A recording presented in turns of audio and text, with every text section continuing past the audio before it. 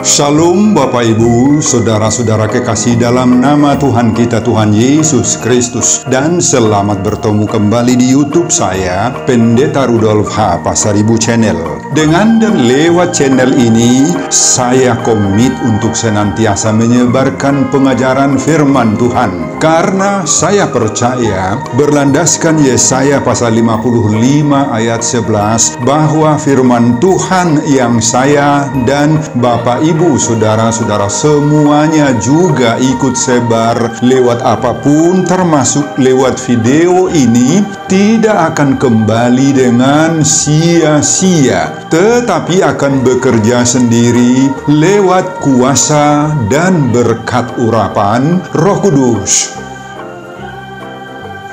Mari Bapak Ibu, saudara-saudara semuanya, saya ajak membantu saya menyebarkan pengajaran firman Tuhan. Khotbah diperuntukkan Pertanggiangan Minggu Okuli 12 Maret 2023. Terambil dari Injil Yohanes pasal 4 ayat 20 sampai dengan ayat 26. Dan bacaan dari Mazmur pasal 95 ayat 1 sampai dengan ayat 11. Diikat oleh topik atau tema menyembah Allah dengan sepenuh hati. Dalam bahasa Batak Toba dituliskan Marsoba sia nasaroha tu debata. Sebaca untuk kita, simaklah pembacaan firman Tuhan berikut ini. Judul perikop Yohanes pasal 4 mulai dari ayat 1 sampai dengan ayat 42 keseluruhan adalah percakapan dengan perempuan Samaria. Dan khotbah kita dari ayat 20 sampai dengan ayat 26. Nenek moyang kami menyembah di atas gunung ini, tetapi kamu katakan bahwa Yerusalemlah tempat orang menyembah.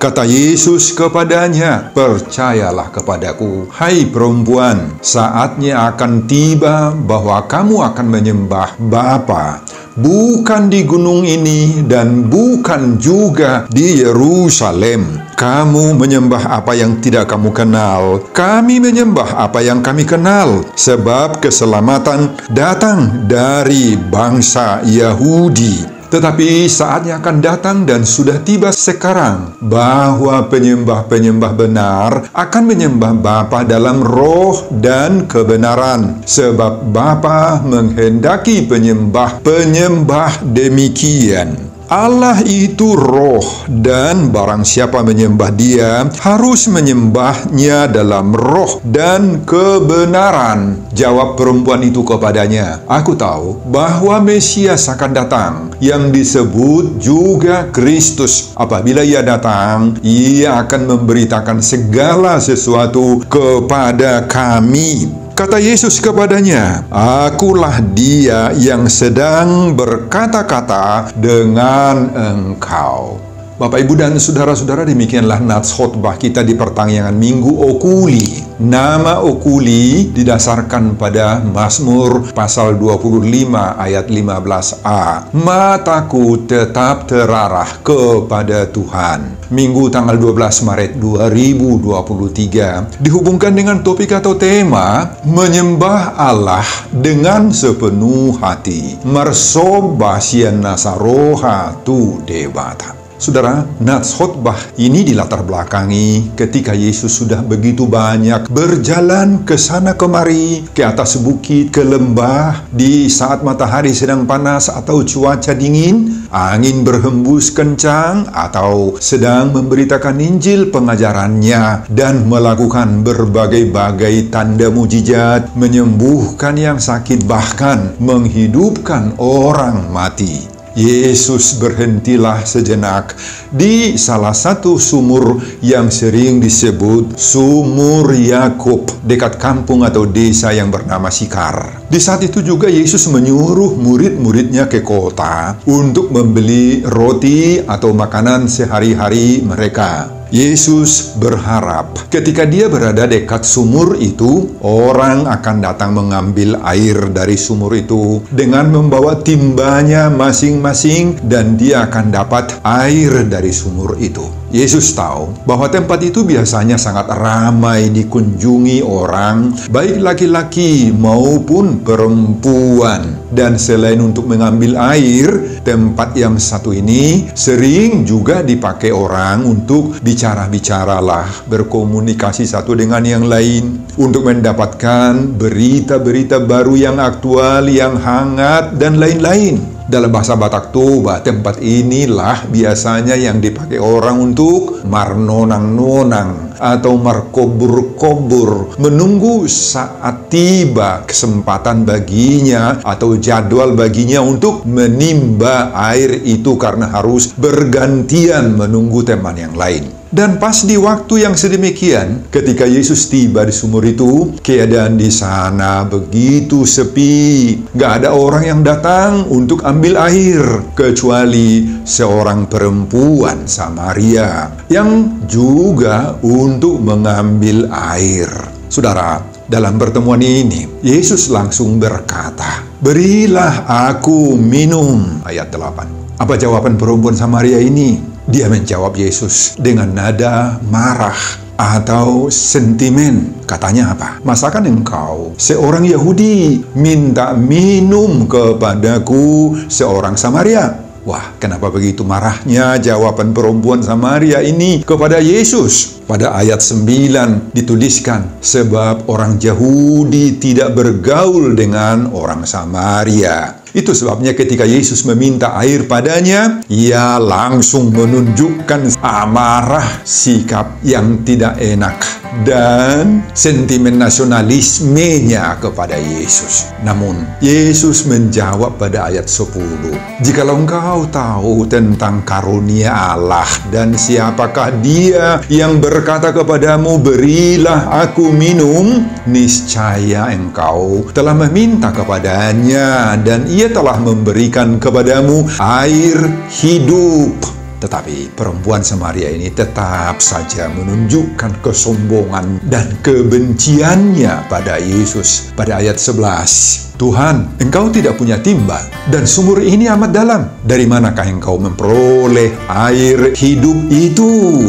Wah, malahan masih berkata pada Yesus pada ayat 12 lagi, "Adakah engkau lebih besar daripada bapa kami Yakub, yang memberikan sumur ini kepada kami, dan yang telah minum sendiri dari dalamnya, ia serta anak-anaknya dan ternaknya?" Saudara, kemudian Yesus berkata kepada perempuan Samaria ini pada ayat 14, "Barang siapa minum air ini, ia akan haus lagi. Tetapi barang siapa minum air yang akan kuberikan kepadanya, ia tidak akan haus untuk selama-lamanya." Akhirnya, perempuan Samaria menjadi sadar sendiri oleh ucapan Yesus yang terakhir itu, dan mengatakan, "Tuhan, berikanlah aku air itu, supaya aku tidak haus dan tidak usah datang lagi ke sini untuk menimba air." Dan pada diskusi selanjutnya menyangkut suami perempuan Samaria ini, Yesus tahu benar siapa suaminya. Itu sebabnya Yesus mengatakan, "Panggillah suamimu." Tetapi perempuan itu mengatakan, "Saya tidak punya suami." Lalu Yesus mengatakan apa? "Engkau sudah memiliki 5 suami, dan suamimu yang sekarang bukan suamimu." Akhirnya, perempuan itu berkata apa? "Tuhan, nyata sekarang padaku bahwa engkau seorang nabi." Saudara, pada ayat khotbah kita, ayat 20-26, Yesus merubah pemikiran perempuan Samaria ini tentang penyembahan kepada Tuhan yang benar. Sampai pada ayat 20, perempuan Samaria ini masih percaya kebiasaan nenek moyang mereka untuk menyembah di atas gunung dan orang lain di Yerusalem. Tetapi sekarang, Yesus merubah keyakinan perempuan Samaria ini bahwa penyembahan kepada Allah yang benar itu bukan di atas gunung, apakah itu gunung Gerizim dan sebagainya. Bahkan bukan juga di Yerusalem. Ayat 21. Tetapi di mana? Yesus berkata pada ayat 23, "Penyembah-penyembah benar akan menyembah Bapa dalam roh dan kebenaran." Bahkan pada ayat 24, oleh Yesus dikatakan, Allah itu roh, dan barang siapa menyembah Dia harus menyembahnya di dalam roh dan kebenaran. Pada ayat 25, perempuan Samaria ini memberitahu adanya kepercayaan dan pengharapannya yang sudah lama tentang Mesias. Dia katakan, aku tahu bahwa Mesias akan datang, yang disebut juga Kristus. Dan meresponi hal itu, Yesus menjawab dia dengan tegas pada ayat 26, akhir dari khotbah ini. Akulah Dia yang sedang berkata-kata dengan engkau. Bapak, Ibu, dan saudara-saudara, demikianlah isi khotbah kita di pertanggihan Minggu Okuli tanggal 12 Maret 2023. Apa pengajaran Tuhan bagi kita lewat khotbah ini? Jika dihubungkan dengan topik atau tema minggu, menyembah Allah dengan sepenuh hati, marsoba sian nasaroha tudebata. Saudara, orang yang menyembah Tuhan sepenuh hati itu akan pengajaran pertama, menjauhkan segala bentuk perseteruan, permusuhan akibat perbedaan. Saudara, dalam pembicaraan antara Yesus dengan perempuan Samaria ini terlihat dengan jelas bahwa di hati perempuan Samaria ini terpendam sikap amarah, kebencian, atau permusuhan yang timbul karena latar belakang kesukuan atau nasionalismenya terhadap Yesus. Inilah realitas kehidupan orang di saat itu, baik di kalangan orang Yahudi sendiri maupun di kalangan orang Samaria. Kedua latar belakang yang berbeda ini tidak bisa bertemu, Bapak Ibu, nggak bisa. Tidak bisa berkomunikasi langsung. Kalau mereka bertemu dengan langsung seperti itu, amarah mereka pun langsung bangkit, permusuhan dan kebencian juga langsung bangkit timbul, Bapak Ibu. Mereka saling mengklaim diri bahwa mereka lah yang benar, yang kudus, dan yang bertuhan. Dan orang lain yang tidak satu kepercayaan dengan mereka langsung dianggap orang berdosa atau orang jahat. Saudara, inilah realitas hidup antara Yahudi dan Samaria saat itu. Dan ini menjadi pertanyaan dan renungan bagi kita di saat kita mendengar khotbah ini. Apakah sifat-sifat kedengkian, permusuhan, saling mengklaim diri paling benar dan orang lain jahat, sedemikian juga menumpang di hati Bapak, Ibu, dan saudara-saudara? Di hati kita adakah seperti itu? Bagaimana sikap hati kita apabila kita bertemu dengan orang yang berbeda agama, berbeda kepercayaan, keyakinan dengan kita? Jangan-jangan di antara kita ada yang langsung menuduh mereka itu kafir, antek-antek iblis setan, penganut agama yang nggak benar. Bagaimana sikap kita ketika kita bertemu dengan orang-orang yang tidak satu suku, satu budaya, satu adat dengan kita? Jangan-jangan ada yang langsung menganggap mereka sebagai orang yang harus dihindari atau tidak perlu diindahkan atau bahkan dianggap sebagai musuh. Bagaimana kalau kita bertemu dengan orang-orang yang tidak satu sekte dengan kita, tidak satu dogma gereja, satu aliran gereja dengan kita? Ya, banyak yang terus antipati, merasa dirinya jauh dari mereka. Saudara, jika pandangan-pandangan dan perasaan yang sedemikian ada pada kita, maka terus terang dan bukan bertujuan untuk menghakimi, tetapi hanya mengingatkan saja, maka saudara sudah jatuh kepada orang yang egois, yang individualis, dan sikap seperti itu tidak pantas dimiliki oleh seorang murid Yesus. Sikap sedemikian sudah membuat pengkotak-kotakan, membuat dinding-dinding pemisah, tembok-tembok tebal, sekat-sekat pemisah, dorpi-dorpi perholangan dalam bahasa Batak Toba di antara sesama kita. Bapak, Ibu, nggak pantas. Saudara, sikap sedemikianlah yang dilawan keras oleh Yesus dalam khotbah ini. Yesus menunjukkan dirinya sangat-sangat berbeda dengan orang-orang Yahudi lainnya. Yesus menerobos tembok-tembok tebal, sikap pengkotak-kotakan manusia seperti itu.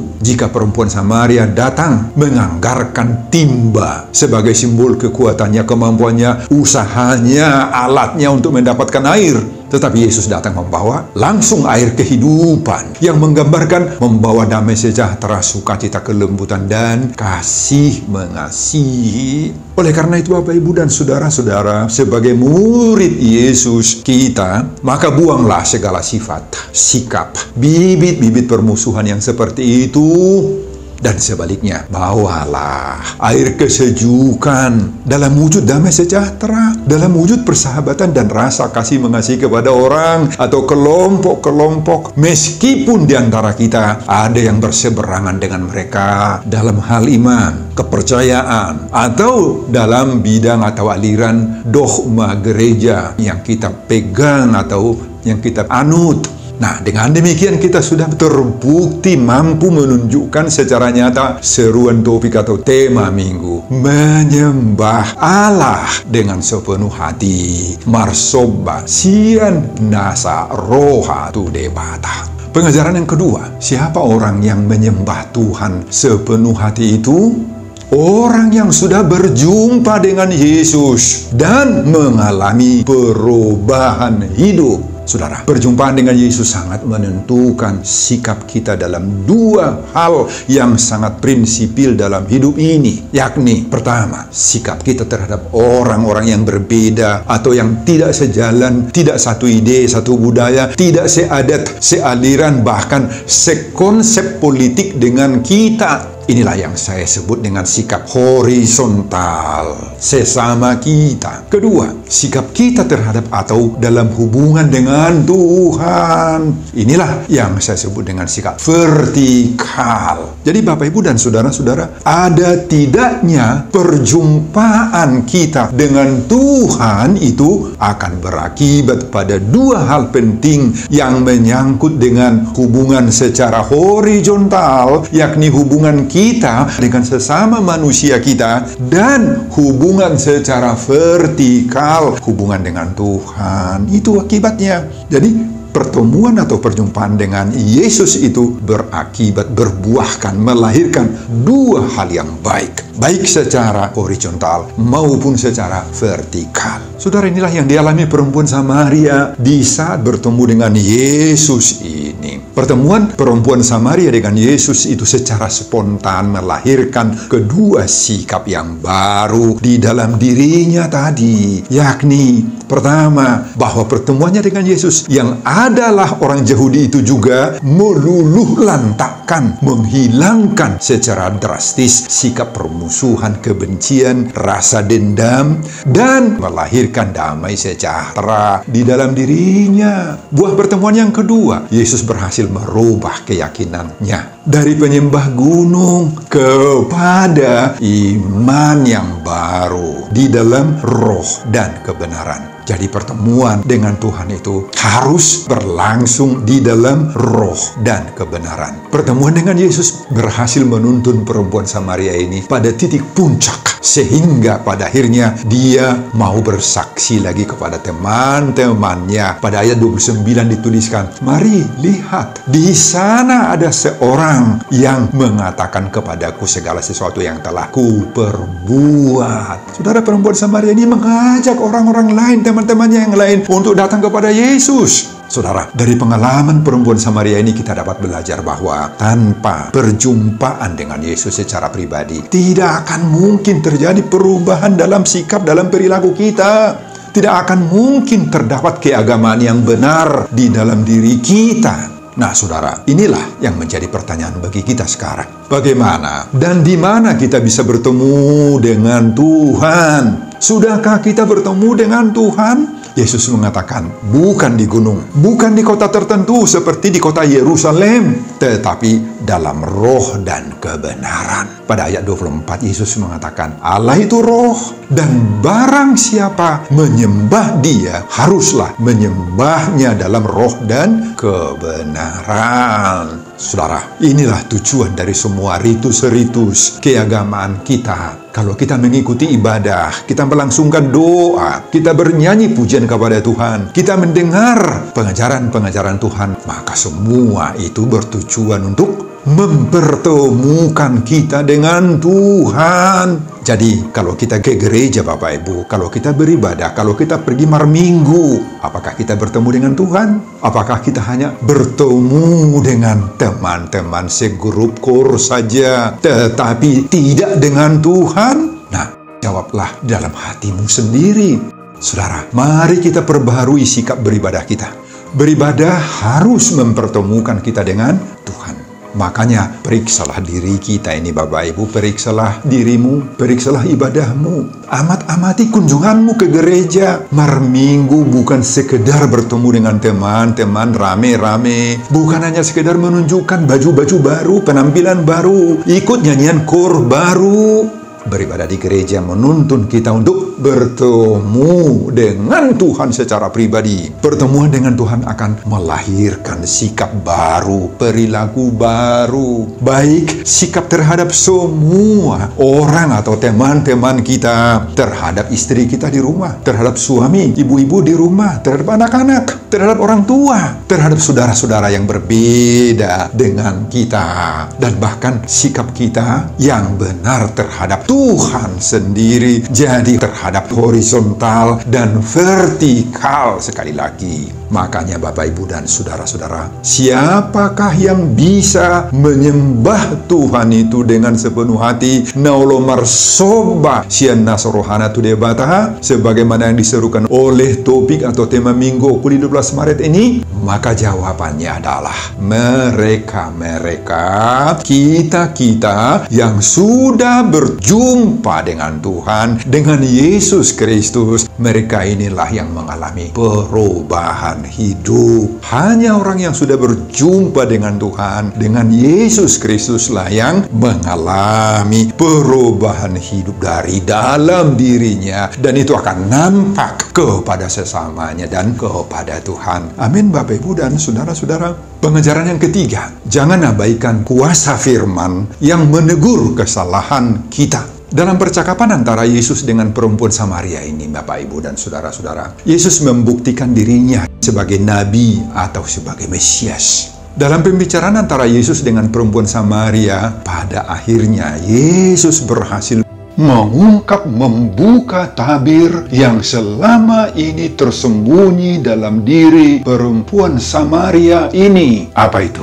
Skandal dan permainan cinta yang dilakukan oleh perempuan Samaria ini sepanjang hidupnya selama ini. Yesus berhasil menyadarkan dan membuka aib dari kehidupan perempuan Samaria ini, bahwa dia rupanya seorang yang berprofesi sebagai wanita sundal. Ketika Yesus berkata pada ayat 16, "Pergilah, panggillah suamimu dan datang ke sini." Wanita itu berkata apa? "Aku tidak mempunyai suami." Tetapi Yesus berkata kepadanya, "Engkau sudah mempunyai 5 suami, dan yang ada padamu sekarang bukanlah suamimu." Wah, cara Yesus membongkar kehidupan perempuan Samaria inilah yang merubah kehidupannya, sehingga menuntun dia kepada pertobatan. Bahkan menjadi penginjil, bersaksi kepada teman-temannya tentang Yesus pada ayat 29, sebagaimana kita sudah sebut tadi. Saudara, bagaimana sikap dan sambutan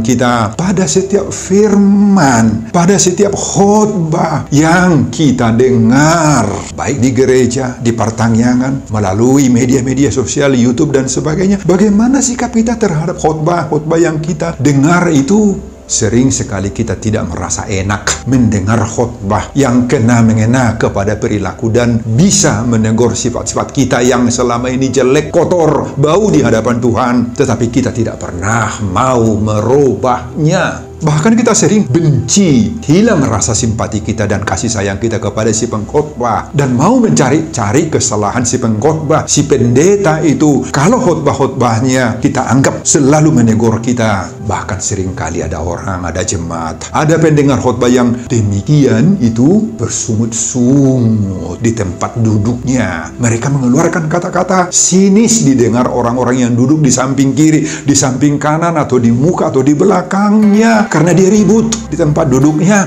atau bahkan ada juga yang keluar dari ibadah saat khotbah itu disampaikan dan ribut lagi di luar sana. Bahkan hingga di kedai kopi pun dia singgah, dia selalu ribut, dia mempermasalahkan khotbah itu dengan orang-orang yang ada di situ. Saudara, mari kita anggap teguran firman, kalau itu ada, teguran khotbah yang mengena kepada sifat-sifat karakter kita yang jelek itu, sebagai suara Tuhan itu, suara Roh Kudus itu, kita percaya membimbing kita, memperbarui kita, seperti perempuan Samaria yang ditegur oleh pertemuannya dengan Yesus. Kita harus mensyukuri Bapak Ibu khotbah-khotbah yang kena mengena kepada kita sebagai kuasa Tuhan itu bagi kita. Semoga firman Tuhan yang kita dengar itu membimbing kita tiba pada praktik mau menyembah Allah dengan sepenuh hati, marsobasya nasaroha tu debata, sebagaimana seruan topik atau tema Minggu Okuli 12 Maret 2023 ini. Mau Bapak Ibu, Tuhan memberkati kita semuanya dalam mendengar khotbah-khotbah. Sebelum saya mengakhiri khotbah ini kembali, saya mengajak Bapak, Ibu, Saudara-saudara untuk membantu saya menyebarkan firman Tuhan khotbah di pertanyaan Minggu Okuli 12 Maret 2023 dari Injil Yohanes pasal 4 ayat 20 sampai 26 ini, agar semakin banyak orang yang mau menyembah Allah dengan sepenuh hati, marsobasya nasarohatu debata, termotivasi lewat khotbah ini. Simak juga video-video khotbah saya yang lain agar Bapak, Ibu, Saudara-saudara memiliki sentuhan dan pemahaman rohani yang semakin diperkaya. Buka di YouTube saya, Pendeta Rudolf H. Pasaribu Channel. Selamat mengikuti ibadah pertangyangan buat kita semuanya. Tuhan Yesus memberkati kita. Shalom Horas. Amin. Bapak, terima kasih untuk firman-Mu tentang pertemuan perempuan Samaria dengan Yesus melahirkan pertobatan total dalam dirinya. Biarlah firman Tuhan selalu mengingatkan kami akan kekurangan-kekurangan dan kesalahan kami, dan kami mau merubah diri kami sendiri, Tuhan. Berkatilah setiap pendengar khotbah ini, semoga menjadi pengajaran yang berharga bagi setiap pendengar khotbah ini. Berkati juga hamba-Mu dalam mempersiapkan khotbah-khotbah berikutnya,